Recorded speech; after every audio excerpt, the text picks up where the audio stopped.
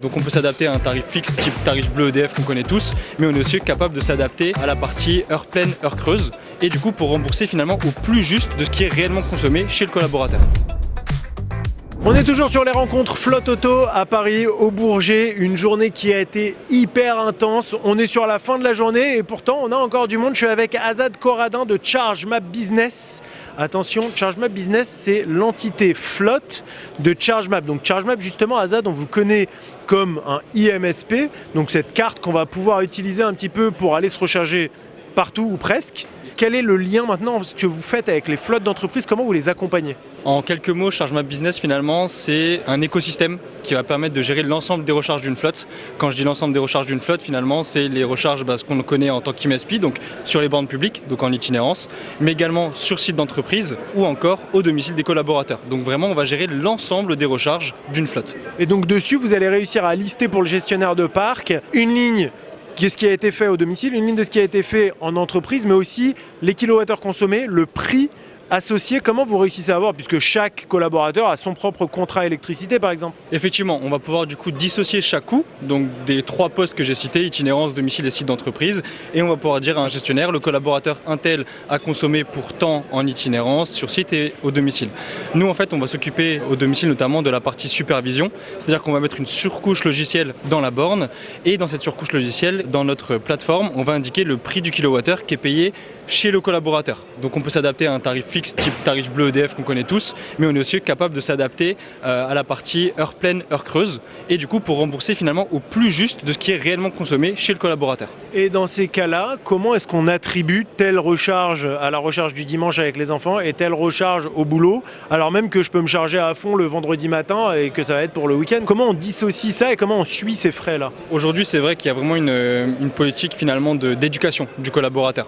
Aujourd'hui c'est encore difficile et c'est difficile de savoir quelle recharge est professionnelle ou personnelle, tout simplement parce qu'on n'est pas capable encore aujourd'hui de savoir quel véhicule s'est réellement chargé. Ça c'est parce qu'il y a aujourd'hui un manque de technologie et de développement entre la borne et le véhicule. Donc aujourd'hui c'est de l'éducation, de dire aux collaborateurs ne te charge pas le week-end, etc.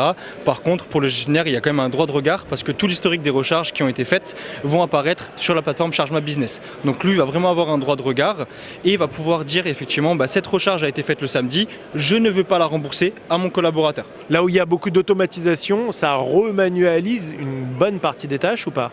Un petit peu sur ce droit de regard, effectivement. Après, il y a des notions de charging policy qui vont être mises en place avec certaines évolutions de notre produit. On a la chance de développer en interne notre propre outil de gestion de flotte, ce qui veut dire qu'on a la main sur les priorisations des développements. C'est-à-dire que si demain tous les clients nous remontent qu'on a un besoin de blocage, d'identification des recharges faites hors moment professionnel, on va pouvoir le prioriser. Encore une fois, au domicile des collaborateurs, le but c'est de faciliter la recharge et donc de ne pas leur mettre trop de règles.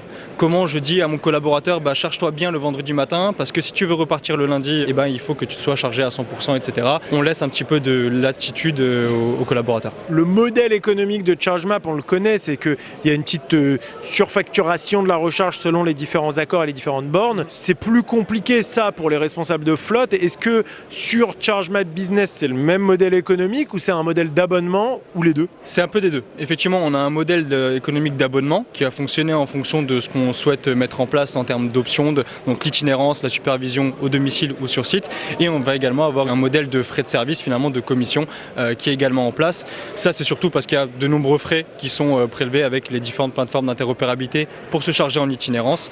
Par contre, sur toute la partie recharge au domicile et sur site d'entreprise, il n'y a pas de frais sur l'électricité. Et sur la maîtrise des coûts, comment est-ce qu'aujourd'hui vous réussissez à rassurer sur la visibilité que vont avoir même les gestionnaires de parc sur la maîtrise de leurs coûts? Aujourd'hui, c'est encore une composante assez compliquée parce que ça inclut des règles de blocage, d'éducation des collaborateurs, etc. Ça, c'est des choses qui vont certainement voir le jour prochainement chez ChargeMap, sur toute une notion de ce qu'on appelle la charging policy. Finalement, ça va être de faire respecter certaines règles aux collaborateurs en instaurant des blocages, des limites, des alertes. Aujourd'hui, on a des seuils alertants, c'est-à-dire que si le collaborateur a dépassé un certain montant de recharge ce mois-ci, le gestionnaire va recevoir une notification et pouvoir potentiellement demander des comptes aux collaborateurs. Donc là, ce qui va arriver, ça va être des choses plus bloquantes qui aujourd'hui ne sont pas encore en place parce que jusqu'à présent, le besoin des gestionnaires de flotte, c'était de faire adopter le véhicule électrique. Comment le faire adopter au mieux? en laissant un peu open bar, si je puis dire, aux collaborateurs de se recharger un petit peu quand ils veulent, où ils veulent, etc.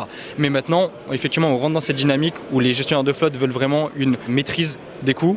On va maintenant maîtriser les budgets parce qu'on voit que ça peut donner lieu à des dérives, etc. Donc dans les blocages, par exemple, de se dire, bah oui, nous, dans telle entreprise, on va accepter les recharges sur tel ou tel réseau, mais pas tels autres, c'est ça? Par exemple, effectivement, c'est des choses en cours de réflexion, en cours de développement chez nous de notre côté.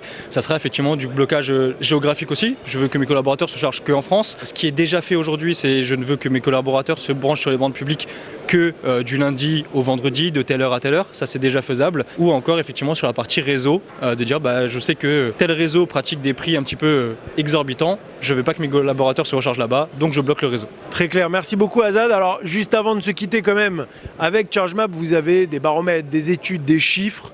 Donnez-moi des chiffres, Azad. Je vous écoute. Sur 2025, est-ce que vous avez eu des chiffres sur l'évolution du nombre, par exemple, de sessions de recharge ou du nombre de recharges de manière générale sur l'électrification automobile en France? On voit qu'il y a un boom. On aimerait le chiffrer. Effectivement, on voit qu'il y a un gros boom. Nous, on l'a senti aussi avec la LOLOM qui est sortie, le durcissement par rapport à tout ça.